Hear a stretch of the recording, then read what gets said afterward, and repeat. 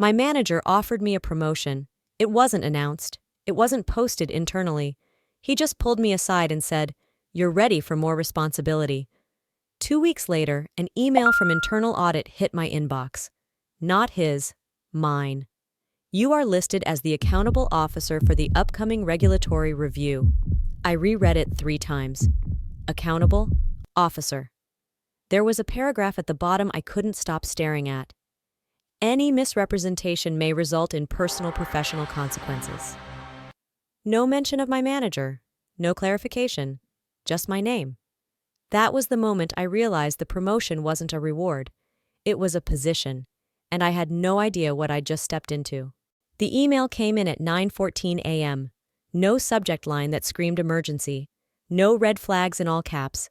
Just a standard internal header and a sender I recognized immediately. Internal audit. For a second, I assumed it was a mistake. I wasn't in compliance. I wasn't in risk management. I wasn't even management until 2 weeks ago. I opened it anyway. "You are listed as the accountable officer for the upcoming regulatory review related to Q3 financial controls." I froze. Accountable officer. That wasn't a title you received. It was a title you absorbed. I scrolled. There was no greeting, no explanation of why it was me, just dates, document requests, and deadlines. Then the paragraph at the bottom, short, carefully worded, impossible to misunderstand. "Any material misstatement, omission, or failure to disclose may result in professional sanctions, including permanent notation in regulatory records." Permanent. I checked the recipient list again. Just me, no CC, no BCC, no manager copied for visibility. My manager's name wasn't anywhere on the thread. I felt my chest tighten as I searched the email for words like team, department, oversight. Nothing. This wasn't a shared responsibility. This was ownership. I forwarded the email to my manager with a simple line. "Hey, I think this came to me by mistake." I waited. 5 minutes passed, then 10. While I waited, I opened our internal compliance portal. My access had changed. Where there used to be view-only permissions, there were checkboxes: sign-off authority, certification responsibility, final review, all enabled, all under my name. A reply finally came through. "Not a mistake. This is part of your promotion. Let's talk later." Later. That word felt heavy, because audits don't wait for later. I clicked into the audit calendar. The review was scheduled in 11 days. 11 days to certify systems I didn't design, controls I didn't implement, processes I'd never been responsible for until now. My phone buzzed again. Another email, this one from legal. "Please confirm you are the designated point of contact for regulators." I stared at the screen. Designated point of contact. That meant if regulators had questions, they wouldn't ask my manager. They wouldn't ask the department head. They would ask me, and whatever answer I gave would be treated as official. I tried to steady myself and opened the org chart. My title had been updated. Same salary, same desk, same responsibilities on paper. But now, under my name, was a small line I hadn't noticed before. Responsible officer, financial reporting. I leaned back in my chair and exhaled slowly. This wasn't a promotion you celebrated. This was a promotion you survived. And the worst part? I still didn't know what I was responsible for. Before the promotion, my job was simple. I found problems before anyone else noticed them. That was my reputation. I worked in internal reporting, close enough to the numbers to see patterns, far enough away that no one expected me to play politics. When a reconciliation didn't line up, I flagged it. When a control felt sloppy, I fixed it quietly. I didn't escalate unless I had to. My manager, Daniel, noticed that early. He was the kind of manager everyone trusted. Calm voice, clean record. The guy leadership sent in when a department needed stability. He started pulling me into higher-level meetings. "Just listen," he'd say. "It's good exposure." At first, I thought he was testing me. Then he started leaning on me. "Can you double-check this before it goes out? Can you sanity check these numbers? Can you make sure this aligns with policy?" I always did. And nothing ever blew up. Quarter after quarter, reports went out clean. Auditors asked fewer questions. Leadership stopped hovering. During my last performance review, Daniel didn't talk about effort. He talked about trust. "You make things safe," he said. "That matters more than speed." A month later, he called me into his office. No HR, No paperwork, just the two of us.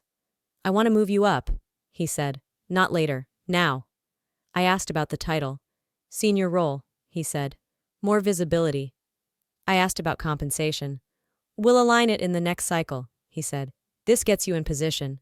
That should have been a red flag. It wasn't. In finance, titles move before money all the time. Everyone knows that. I asked what would change. Not much, he said. You already do the work. This just formalizes it. Formalizes. That word felt safe. There was no celebration email, no org-wide announcement. Daniel framed it as protection. Let's keep this quiet until the dust settles, he said. I don't want unnecessary attention on you. Attention. At the time, I appreciated that. I thought he was shielding me. I thought the promotion meant he trusted me enough to stand in front. What I didn't realize was that standing in front also means standing alone. When I signed the internal role change, it was one page. No legal language, no warnings. Just a digital acknowledgement that my responsibilities were expanded. Daniel signed after me. I remember that clearly, because at the time, I thought that meant we were in it together. 2 weeks later, internal audit emailed me. Only me. And suddenly, the promotion made a different kind of sense. At first, nothing felt different. My calendar looked the same. My workload looked the same. Daniel still smiled at me in meetings and asked if I was holding up okay. But the emails changed, not dramatically, just subtly enough that I almost missed it. A report that used to come to Daniel now came to me first. For review and certification. I forwarded it to him with a note. Let me know if you want me to handle this or just prep it. He replied quickly. You've got it. I trust you. Trust again. I reviewed the report carefully, flagged a few issues, and sent it back marked draft. An hour later, it went out, with my name on the certification line. I told myself that was normal, that this was what more visibility looked like. Then legal reached out. We're updating our regulator contact list. Please confirm you're the appropriate owner for financial control disclosures. Owner. That word caught my attention. I replied cautiously. Happy to support. Daniel is still primary, correct? The response came back an hour later. Per the updated role designation, you are listed as primary for this function.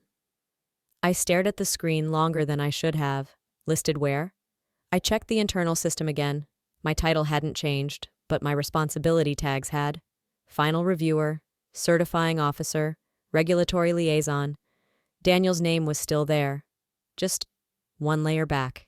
He hadn't disappeared. He'd stepped behind me. The next few days followed the same pattern. A compliance questionnaire, a control attestation, a regulator prep document. Each one came to me first. Each one required my sign-off. Each one used language like accountable, responsible, designated.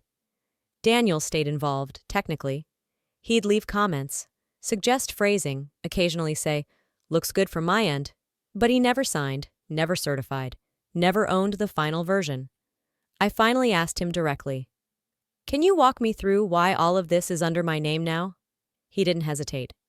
This is what growth looks like, he said. You're the point person now. I'm here if you need support. Support. I nodded and let it go. That night, I pulled up the audit preparation checklist. There was a section I hadn't focused on before. Historical accuracy. I scrolled through the requirements. 3 years of controls, prior reporting periods, legacy systems, things that existed long before I ever had authority. My stomach tightened. I emailed Daniel again. Just to be clear, am I accountable for historical periods too? His reply came 10 minutes later. Don't worry about that. We'll handle anything complicated together. Together. But nothing in the documentation said together. It said me. And for the first time since the promotion, a thought settled in that I couldn't shake. If this audit went well, Daniel would look like the manager who built a strong team. If it went badly, there wouldn't be a team. There would be a name, and it wouldn't be his. I didn't sleep that night. Not because I was panicking, because I was calculating. I kept replaying the same question in my head. What happens if something is wrong, and I don't know about it yet? By morning, I decided to do the one thing Daniel hadn't suggested. I asked for clarification, not from him, from compliance. I framed it carefully. I want to make sure I understand the scope of my role going into the audit. Can we walk through expectations? They responded within an hour. Calendar invite, 30 minutes, video call, no emojis, no small talk. That should have warned me. When the call started, there were 3 people on it: compliance, legal, internal audit. All calm, all professional, all neutral. This wasn't a conversation, it was an explanation. The compliance lead spoke first. As the accountable officer, she said, you'll be certifying the accuracy and completeness of the control environment for the periods under review. I nodded slowly. Just to clarify, I said, choosing my words carefully. Does that include periods before I stepped into the role? She didn't hesitate. Yes. Legal picked it up from there. Your signature confirms that to the best of your knowledge, the controls were effective during the reporting period, she said. If issues are discovered later, regulators look to the accountable officer to explain why. Explain. That word did a lot of work. And if the explanation isn't sufficient? I asked. There was a pause. Not awkward, intentional. Then it becomes a matter of professional judgment, legal said, which can carry long-term implications. Long-term. I pressed a little harder. What kind of implications? This time internal audit answered. Findings can be attached to your professional record, he said. In some cases, permanently. Permanent. The word landed heavier than anything else. I asked the question that had been tightening my chest since the email arrived. Is my manager also accountable? The compliance lead glanced off screen for half a second. No, she said. He's listed as advisory support. Support, not accountable, not certifying, not signing, just there. I thanked them and ended the call. I sat there for a long time after the screen went dark, because now the situation had edges. This wasn't about workload, or growth, or visibility. This was about ownership of risk. If the audit went well, it would barely register. Another clean cycle, another quiet success. But if it didn't, there would be no shared responsibility. There would be a name attached to every question. Mine. I pulled up the internal documentation again, this time with different eyes. The role description, the responsibility matrix, the escalation path. Daniel's name appeared everywhere, just never at the bottom, never where the signature lived. I finally went to see him. I didn't accuse him. I didn't raise my voice. I asked a simple question. Why isn't your name on the certifications? He leaned back in his chair, calm as ever. That's how leadership works, he said. You're empowered now. I don't want to undermine that. Undermine. I looked at him, really looked at him, and realized something I hadn't before. He wasn't nervous. He wasn't defensive. He was relieved. Because for the first time in years, the risk wasn't pointing at him anymore. It was pointing at me. And if I hadn't asked the right questions, I would have found that out the hard way. After the compliance call, I didn't confront Daniel again. That surprised me. A week earlier, I would have demanded answers, asked for clarity, pushed for reassurance. Now, I understood something important. Daniel wasn't confused. He wasn't careless. He was comfortable. People only get that comfortable when they've done something before. So instead of asking him why, I started asking a different question. Who benefits if this goes wrong? I went back through old audit reports, not just ours, other teams, other cycles. I looked for names, who signed, who certified, who explained findings, and slowly a pattern emerged. Daniel's name appeared everywhere.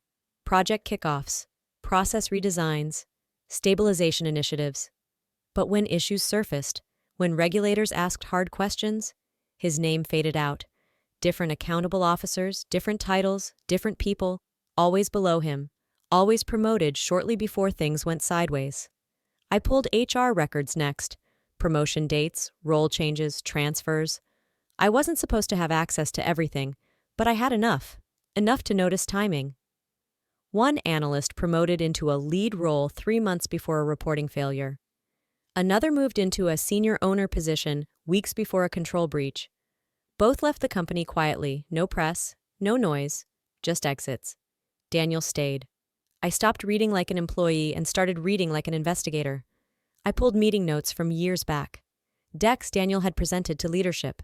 His language was consistent. We're empowering ownership. We're pushing accountability closer to execution. We're reducing bottlenecks. It all sounded positive, until you mapped it against outcomes. Ownership moved downward. Accountability moved downward. Risk followed. Daniel remained exactly where he was. I finally looped in an external advisor, a former audit partner I trusted. I didn't accuse anyone. I just asked him to look. He took 2 days, then he called me. "This isn't accidental," he said flatly.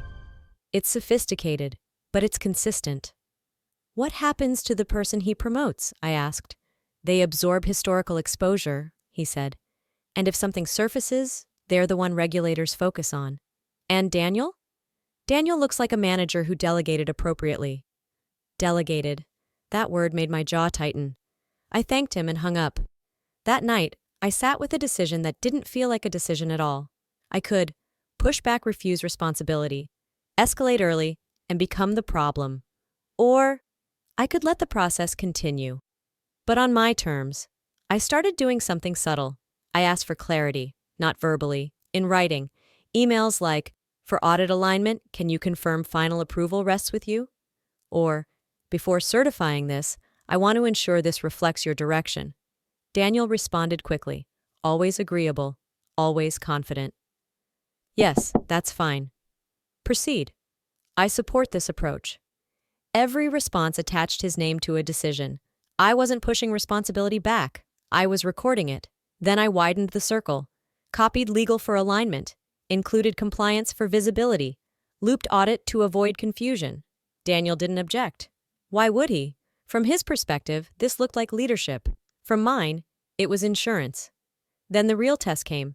Internal audit flagged a discrepancy. Nothing catastrophic, but enough to matter. A legacy reporting inconsistency tied to a system Daniel had approved years ago. Audit asked one question: how should we characterize this? This was the moment. If I answered alone, the risk stuck to me. If Daniel answered, the history followed him. I forwarded the question. "Given the timing of this issue, can you advise on classification?" His reply came 10 minutes later. "Classify as control failure. I approved the approach at the time." There it was, the sentence he would later wish he'd never written. Because for the first time since my promotion, the risk wasn't moving down. It was moving back up. The tone changed first. Internal audit stopped asking questions like they were collecting information and started asking them like they were confirming a timeline. Dates mattered now. Names mattered. Who approved what and when mattered most. The discrepancy Daniel had acknowledged wasn't large enough to trigger headlines, but it was old. And in finance, age makes things heavier, not lighter. Audit scheduled a follow-up review. This time, legal was mandatory. Compliance, too. The invite went out to the same distribution list as before. Except this time, Daniel was listed as required, not advisory, not optional. Required. When the meeting started, no one rushed. That was the signal. The lead auditor shared their screen and walked through the findings slowly, calmly, almost gently. "This control weakness appears to predate the current reporting cycle," she said. "Our records show it originated under prior management decisions." She paused. "Daniel, can you confirm?" He nodded. "Yes, I approved the framework at the time." No hesitation, no attempt to deflect, because he still thought this was manageable. Legal followed up. "Can you also confirm that the remediation plan was delayed during subsequent cycles?" Daniel glanced at me for half a second. "Yes," he said. "We deprioritized it based on competing initiatives." That sentence did more damage than he realized, because now the issue wasn't historical. It was ongoing. Audit didn't react. They just documented it. Then they asked me to speak. "As the accountable officer," the auditor said, "can you confirm when you assumed responsibility for this area?" I answered carefully. 2 weeks before the initial audit notification." They nodded. "So this issue predates your role?" "Yes." "And all strategic decisions related to the framework were approved by Daniel?" "Yes." No emotion followed, just typing. When the meeting ended, Daniel didn't linger. He closed his laptop quickly and stood up. "Let's connect offline," he said to me. We did, in a small conference room, no windows. "You didn't need to answer like that," he said quietly. I answered truthfully. I replied. He exhaled slowly. You're making this harder than it needs to be. That was the moment I knew he understood. Not fully, but enough. Because if this stayed internal, he could manage it. But audits rarely stay internal once timelines are clear. 3 days later, the notice came. The issue was being escalated to external reviewers. Regulatory review, limited scope, targeted, specific, but real. Legal called me first, not Daniel. They walked me through what to expect. You've done everything correctly, they said. Your documentation is clean. Then they added the part I'd been waiting for. Daniel's involvement will be examined separately. Separately. That meant 2 narratives, 2 records, 2 outcomes. When the regulator's questionnaire arrived, it was addressed to both of us. But the questions were different. Mine were procedural, dates, roles, transitions. Daniel's were strategic, rationale, decision authority, risk acceptance. By the end of the week, he stopped messaging me. He stopped replying quickly. He started asking for meetings with legal instead. The promotion had been designed to place me between him and risk. Now, there was nothing between us. And for the first time since this started, I wasn't bracing for impact. I was watching it approach someone else. The regulator never raised their voice. They didn't need to. Their questions arrived in batches. Structured, precise, impossible to misinterpret. Each one came with a reference number. Each one assumed the person reading it understood the weight of what was being asked. The first round focused on timelines. When the framework was approved. Who approved it? When remediation was considered. Who decided to delay it? Daniel answered quickly at first. Confidently. He'd always been good at that. But confidence only works when facts are flexible. These weren't. The second round focused on authority. Who had decision rights at the time? Whether risk acceptance had been formally documented. Whether oversight committees were informed. Daniel tried to clarify. He forwarded old emails. Referenced meetings no one else remembered. Used phrases like understood at the time and industry standard. The regulator didn't respond to tone. They responded to evidence. Meanwhile, my questions were different. They asked when I assumed responsibility, what documentation existed at the point of transfer, whether I had raised concerns after learning of the issue. I sent them everything: emails, role change acknowledgments, meeting notes, audit summaries. The record told a clean story. I stepped into a role. I identified a discrepancy. I escalated appropriately. I documented decisions that weren't mine. Daniel's story was harder to tell, because it wasn't about one decision. It was about a sequence, a pattern of approvals, a pattern of deferrals, a pattern of shifting responsibility downward while retaining influence upward. The regulator noticed that too. They scheduled a final review meeting. Daniel wasn't optional this time. Neither was I. Legal sat in, compliance sat in, audit sat in. No one spoke until the regulator did. Based on the documentation, she said, we've determined the control weakness originated prior to the current accountable officer's tenure. She looked at me briefly, then back to Daniel. And that responsibility for risk acceptance and remediation decisions remained with management? Management. Daniel straightened in his chair. He started to speak. She raised a hand. There is also evidence, she continued, that responsibility was reassigned shortly before regulatory notification without a corresponding transfer of authority. That sentence landed heavily, because it described intent, not just outcome. The regulator didn't accuse Daniel of wrongdoing. They didn't have to. They outlined consequences, formal notation in the regulatory record, mandatory reporting to professional oversight bodies, restrictions on future signatory roles, career limitations, permanent ones. The meeting ended the way all serious meetings do, with next steps. Legal would coordinate, compliance would monitor, HR would handle internal actions. No timeline was given. That part came later. Daniel didn't talk to me after that. Not once. 2 weeks later, his calendar went blank. Meetings reassigned, standing check-ins canceled. Then the internal announcement came, short, carefully worded. Daniel has decided to pursue opportunities outside the organization. We thank him for his contributions. No explanation, no context, just an exit. HR called me the same afternoon. They told me I was cleared, that my handling of the situation was exemplary, that the promotion was being made permanent. Title, compensation, expanded scope, everything Daniel had promised, everything he'd tried to keep without the risk. Before the call ended, HR added one more thing. Had the role not been formally reassigned when it was, she said, this situation would have looked very different. I understood what she meant. If Daniel hadn't promoted me, he would have taken the fall alone. But he also would have kept control long enough to shape the narrative. Instead, he tried to separate reward from responsibility, and by doing that, he lost both. The regulator closed the file a month later. The finding remained, attached to Daniel's record, unmovable, unforgettable, and the promotion that had almost ended my career ended his. After Daniel left, things didn't suddenly feel lighter. They felt quieter. Meetings became shorter, emails became clearer, decisions came with names attached to them again. Not because people were afraid, but because they were precise. The audit wrapped without further escalation. Compliance sent a final note confirming the matter was closed. Legal archived the file. My name stayed clean. That mattered more than the title.